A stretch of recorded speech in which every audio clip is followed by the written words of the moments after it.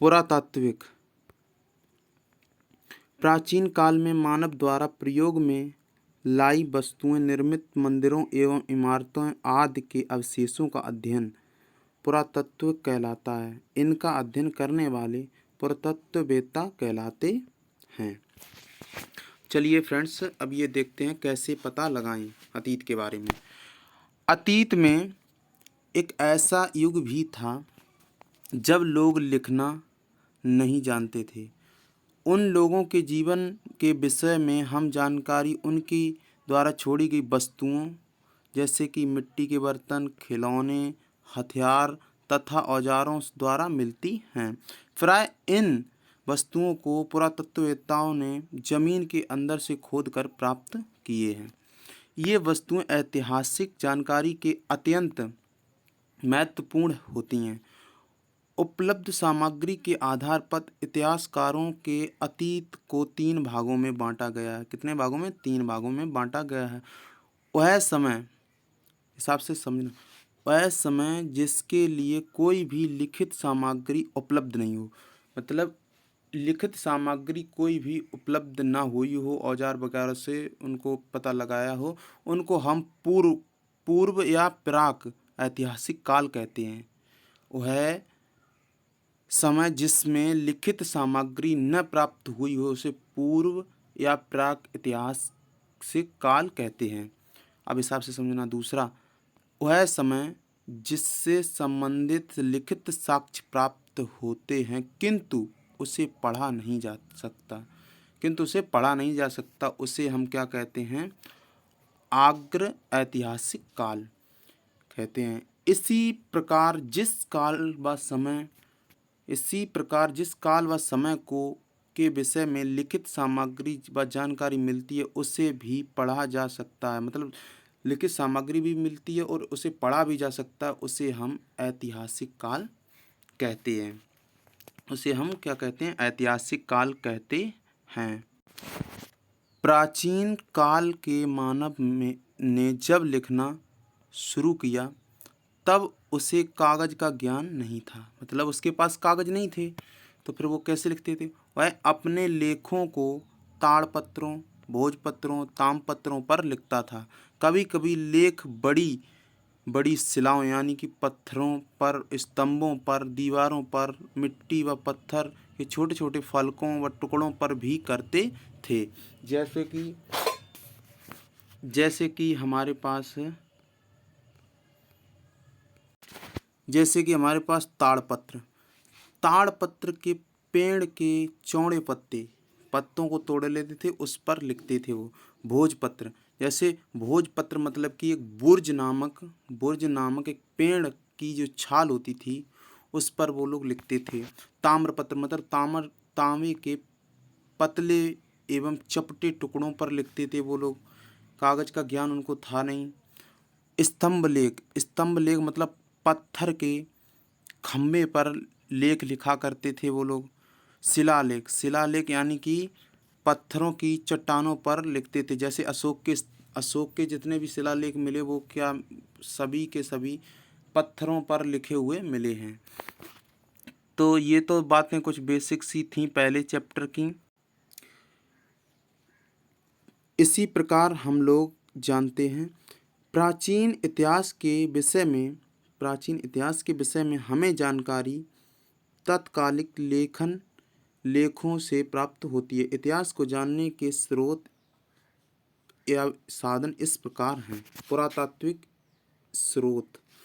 पुरातात्विक स्रोत जो हैं हमारे अभिलेख, यह अशोक के रुमनदेही नामक अभिलेख का अंश है। अभी आप लोगों को एक चित्र दिखाएंगे, उसमें आप देखना। रुमनदेही नामक अभिलेख का एक चित्र है अशोक के, जो लुम्बिनी नेपाल से प्राप्त हुआ है। इस अभिलेख में अशोक ने यह घोषणा की है कि लुम्बिनी में उपज का 8वां भाग, लुम्बिनी में उपज का यानी कि कृषि वगैरह जो कुछ करते थे, उपज का 8वां भाग कर के रूप में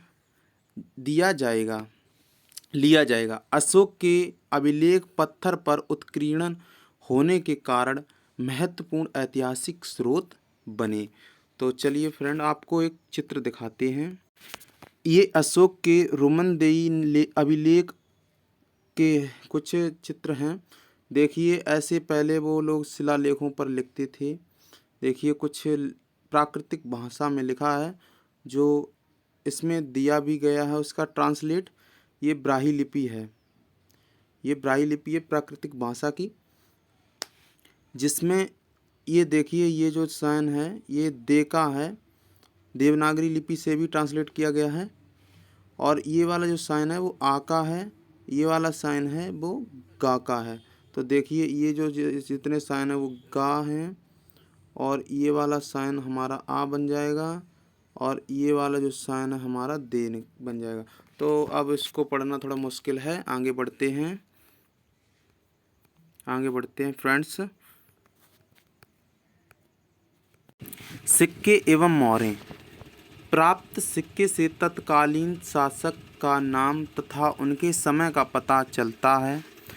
सिक्के की बनावट से उस समय की कला तथा सिक्कों की धातु से आर्थिक स्थितियों के बारे में जानकारी होती है। मतलब सिक्के को देखकर ये पता लगता है वो उस समय क्या कलाकृति बनाते थे, कैसी आर्थिक स्थितियां थीं, पता चलता है। तांबे के, सोने के, उस हिसाब से आर्थिक स्थितियां पता लगती हैं। आगे चलते हैं। गुप्त शासक कुमार गुप्त प्रथम को इस सिक्के पर घुड़सवारी करते हुए दिखाया गया है, जिससे हम कह सकते हैं कि वह एक अच्छे घुड़सवार भी थे। इस प्रकार सिक्के ऐतिहासिक लेखन में महत्वपूर्ण योगदान देते हैं। गुप्त शासक जो कुमार गुप्त थे, उनका सिक्का, जो ये सिक्का दिखाया गया है आप लोगों को यहाँ पर, ये जो सिक्का है, इस सिक्के में आपको कुमार गुप्त घोड़े पर बैठे हुए दिखाई दे रहे हैं। इससे सीधा पता लगता है कि वह एक अच्छे घुड़सवार भी थे। तो फ्रेंड्स, इसमें लिखा है, इस सिक्के को देखकर आप क्या पता कर सकते हैं, बताइए कमेंट बॉक्स में, कमेंट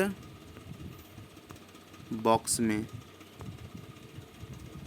तो चलिए फ्रेंड्स, आगे बढ़ते हैं।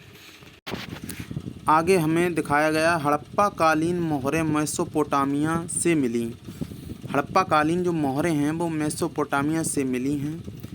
इससे ज्ञात होता है कि हड़प्पा वासियों का व्यापार मेसोपोटामिया से होता था। धौलावीरा। धौलावीरा हड़प्पा सभ्यता का एक पुरा स्थल गुजरात में स्थित है। कहाँ पे स्थित है? गुजरात में। यहाँ से हड़प्पा कालीन नगर का निर्माण हुआ और योजनाएं चली। जल निवास प्रबंध आदि के साक्ष्य प्राप्त हुए। किसके साक्ष्य प्रमाण हुए? नगर निर्माण के, जल निकास प्रबंधन का साक्ष्य प्राप्त हुआ। सांची का स्तूप। सांची का स्तूप सारनाथ उत्तर प्रदेश में स्थित इस स्तूप में धमेक स्तूप का निर्माण मौर्य वंश के शासक सम्राट अशोक ने कराया था। महात्मा बुद्ध ने सर्वप्रथम सारनाथ में अपना पहला उपदेश दिया था। महात्मा बुद्ध ने सर्वप्रथम अपना पहला उपदेश सारनाथ में दिया था। साहित्य स्रोत। साहित्य स्रोतों से क्या पता चलता है? ताड़पत्रों, भोजपत्रों, ताम्रपत्रों, चमड़े एवं लकड़ी के पट्टों पर लिखित लेखों के साथ साथ कुछ साहित्य ग्रंथों से भी हमें लोगों के रहन सहन, विचारों, खान पान इत्यादि के बारे में जानकारी मिलती है। वो हम अभी चार्ट शीट आपको दिखा रहे हैं, उसमें बताएंगे। यहाँ पे आप लोगों को बताया गया पुस्तकों के नाम, लेखक, उनके काल के बारे में बताया गया जो उनके काल में हुआ था। तो धार्मिक साहित्य पुस्तकें हैं, जैसे वेद में जो काल में हुआ था वो वैदिक काल विवरण समझाया जाता है। रामायण व महाभारत। रामायण के रचयिता वाल्मीकि जी और महाभारत के वेद व्यास जी थे। इस काल को हम लोग महाकाव्यकालीन समाज के विषय में जानते हैं। जैन एवं बौद्ध साहित्य जातक कथा थी। तो यह 6ठी शताब्दी ईसा पूर्व की राजनैतिक, सामाजिक एवं धार्मिक स्थिति में थी। अब आइए धर्मोत्तर साहित्य की बुकें, जैसे अर्थशास्त्र जो कि कौटिल्य यानी कि आचार्य विष्णुगुप्त चाणक्य जी ने लिखी थी। इससे हम मौर्यकालीन समाज की राजनैतिक, सामाजिक, आर्थिक स्थिति एवं धार्मिक स्थिति के बारे में जानते हैं। राजतरंगिणी जो बुक है वो कल्हड़ ने लिखी थी। इससे कश्मीर के 11वीं-12वीं शताब्दी में इतिहास में वर्णन मिला है। कश्मीर में 11वीं व 12वीं शताब्दी में इतिहास का वर्णन मिला है। विदेशी यात्री के वेदांत यानी कि उनकी बुकें, तो विदेशी यात्रियों की बुकें इंडिका मेगास्थनीज यूनानी राजदूत थे जो चंद्रगुप्त मौर्य के समय आए थे। और यह इनकी जो बुक थी उन चंद्रगुप्त के बारे में दर्शाती थी कुछ उनके बारे में।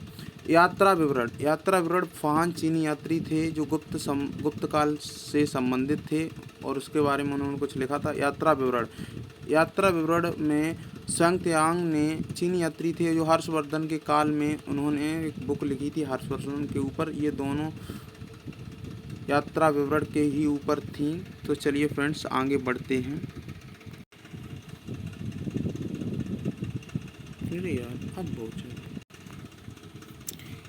इस प्रकार पुरातात्विक एवं साहित्य दोनों स्रोतों से हमें इतिहास की जानकारी प्राप्त होती है। विदेशी यात्रियों विवरणों से भी हमें तात्कालिक इतिहास की जानकारी मिलती है।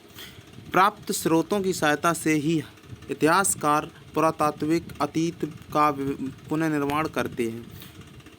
इतिहासकार इन्हीं स्रोतों से अतीत की कृषि, पशुपालन, कामगार, शिल्पकार, काम धंधे, व्यापार, नापतोल, लेन देन आदि का आर्थिक स्थिति वर्णन करते हैं। घर परिवार, स्त्रियों की स्थिति, रहन सहन, शिक्षा, खान पान, वेशभूषा, मनोरंजन, त्यौहार, मेले आदि के आधार पर सामाजिक की तथा राजा, प्रजा, प्रशासन, सुरक्षा, सैन्य बल आधार पर राजनीतिक स्थिति की जानकारी प्रदान करते हैं। इसी प्रकार कला, आचार विचार, विज्ञान, मान्यता के धार्मिक विश्वास से के आधार पर ये हम लोगों को का वर्णन बताते हैं। उनका देवी देवता, पूजा पाठ एवं परंपराओं के आधार पर धार्मिक एवं सांस्कृतिक स्थिति का वर्णन करते हैं। इतिहास हमें मानव की संस्कृति, उनके धार्मिक और उनकी सामाजिक व्यवस्था को जानने और समझने में सहायता करता है। इतिहास का अध्ययन अतीत की घटनाओं से वर्तमान और भविष्य के सबक लेना सिखाता है। इतिहास हमें यह भी सिखाता है कि हम उन बातों का अनुसरण करें जिनसे समझता और शांति का बढ़ावा मिले।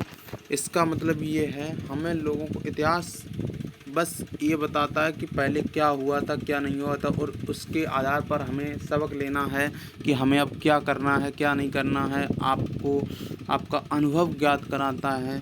तो चलिए फ्रेंड आगे बढ़ते हैं। कौन पहले कौन बाद में, ये इसकी जानकारी। जब पुरातात्विक किसी स्थल की खुदाई करते हैं तो वो समझते हैं कि कौन से स्तर पहले हैं और कौन से बाद के हैं। इस चित्र को देखिए। किसी भी पुरास्थल में कई बस्तियों के अवशेष मिले हैं। आमतौर पर लोग जहाँ रहते हैं घर टूटने पर दोबारा वहीं घर बना लेते हैं। टूटे फटे सामान और कूड़ा करकट भी घर के आसपास जमा होते रहते हैं। इन कारणों से बस्ती की ज़मीन धीरे धीरे ऊंची होती रहती है और सैकड़ों साल के बाद वह टीला सॉरी फ्रेंड क्या हो गया ये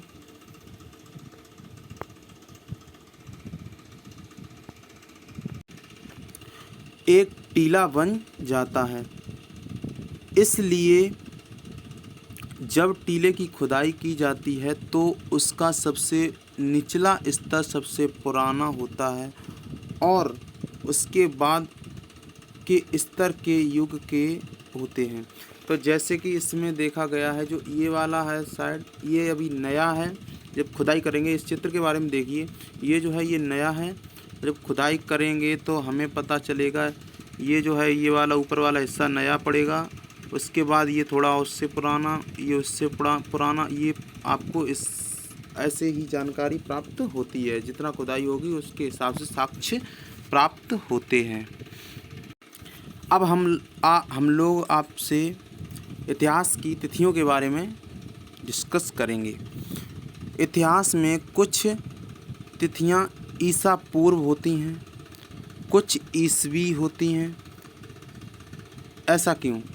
ऐसा इसलिए होता है, जब ऐसा ईसा पूर्व का तात्पर्य है ईसा मसीह, ईसाई धर्म के प्रवर्तक के जन्म से पहले।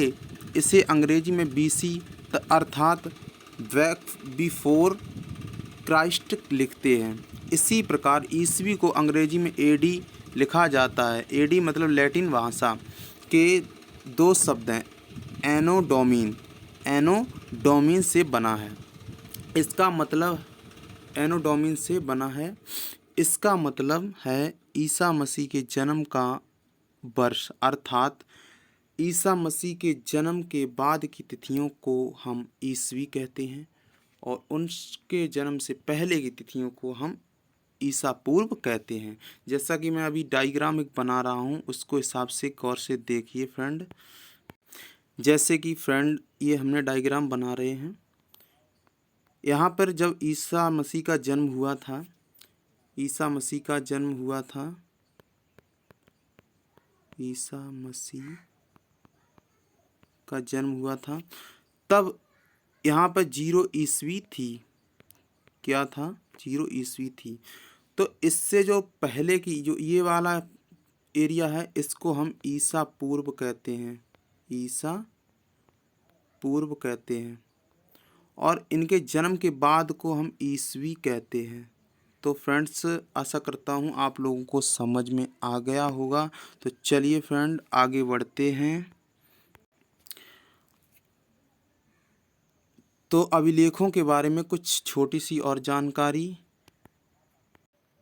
अभिलेख पत्थर तथा धातु जैसी कठोर सतह पर उत्कीर्ण किए जाते हैं, यानी लिखे जाते हैं। स्तूप, ये आपकी वन लाइनर हैं क्वेश्चंस। स्तूप का शाब्दिक अर्थ होता है टीला, यानी कि कोई ऊंचा सा टीला, उसको हम स्तूप कहते हैं। प्राय सभी स्तूपों के अंदर एक डिब्बे में महात्मा बुद्ध या उनके कोई भी अनुयायियों के शरीर के अवशेष जैसे दांत, हड्डी या राख, उनके द्वारा प्रयोग में लाई गई सामग्री, पत्थर अथवा सिक्के रखे रहते हैं। पुरास्थल, अब ये पुरास्थल क्या होता है? वह स्थान जहाँ की खुदाई से औजार व बर्तन, इमारतें, अवशेष मिलते हैं। प्राय पुरास्थल जल स्रोतों जैसे नदी, तालाब, झील व समुद्र के किनारे पाए जाते हैं, उन्हें पुरास्थल कहते हैं। सो फ्रेंड्स, हमारा ये चैप्टर आज ख़त्म हो गया है। अब नेक्स्ट चैप्टर है वो आपको कल देंगे। अगर आपको फ्रेंड्स वीडियो अच्छा लगा हो तो कमेंट्स में लिखिए कि सर अच्छा लगा है। और आज अभी ये हम 10-5 दिन में आपकी एक कक्षा 6 की बुक हम कंप्लीट करा देंगे। उसके बाद में 7 की बुक लाएंगे। पहले अपना ये इतिहास ख़त्म कर लो, फिर जियोग्राफी के एनसीईआरटीज़ पढ़ाएंगे। और फ्रेंड्स, आप लोग यूपी पुलिस की तैयारी कर रहे हो तो पढ़ते रहिए। और यूट्यूब पे फ्री आपकी ये क्लासें हैं, ना तो कोई रुपया लग रहा है ना कुछ, और आप पढ़ते रहिए, जिससे कि आपको, मैं तो कह रहा हूँ, भविष्य में आपको ये जॉब मिल जाए। फ्रेंड, मेहनत करते रहिए। और फ्रेंड, हमारे चैनल को लाइक कीजिए और शेयर कीजिए और सब्सक्राइब करके बेल आइकन को भी प्रेस कर दीजिए, जिससे कि आपको ऐसे ही लेटेस्ट वीडियो मिलते रहें। तो हमारे फ्रेंड सभी लोग, मैं अब वीडियो क्लोज कर रहा हूँ। Thank you friends.